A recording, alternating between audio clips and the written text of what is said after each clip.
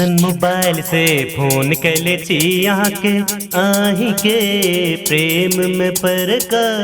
आही के प्रेम में पर का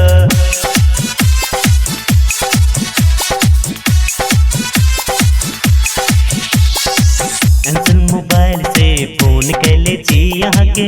आही के प्रेम में पर का आही के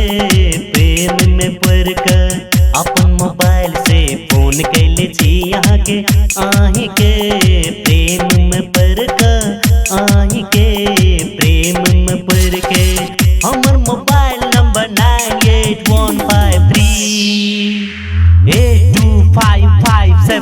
9815382574 एंसन मोबाइल से फोन कैले छी यहाँ के आही के प्रेम में पर का आही के प्रेम में पर का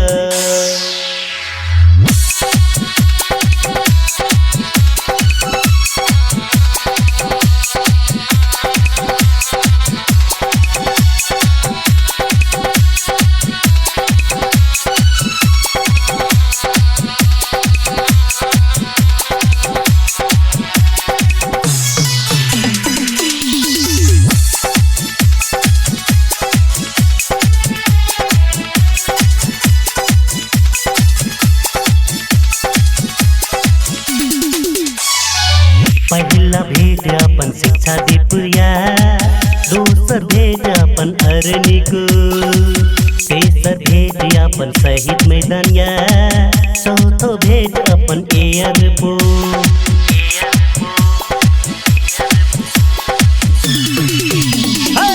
पहला भेट अपन शिक्षा दीपया दूसर भेट अपन अरनिक तेसर भेट अपन शहीद मैदानिया चौथो भेट अपन एयरपोर्ट हमर मोबाइल नंबर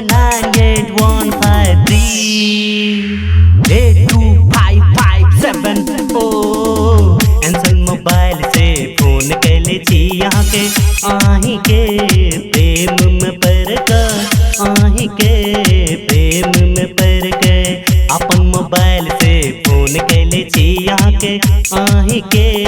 प्रेम में पर का आही के प्रेम में पर का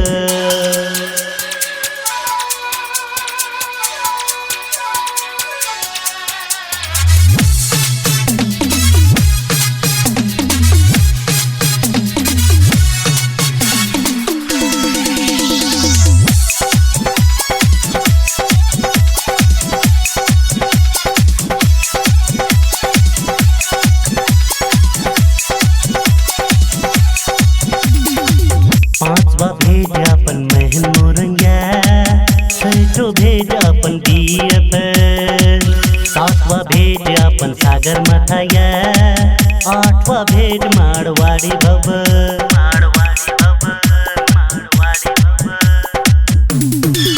पांचवा भेट अपन महन मोरंगा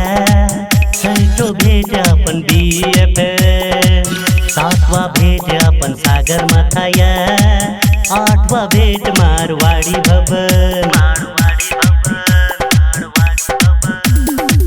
हमर मोबाइल नंबर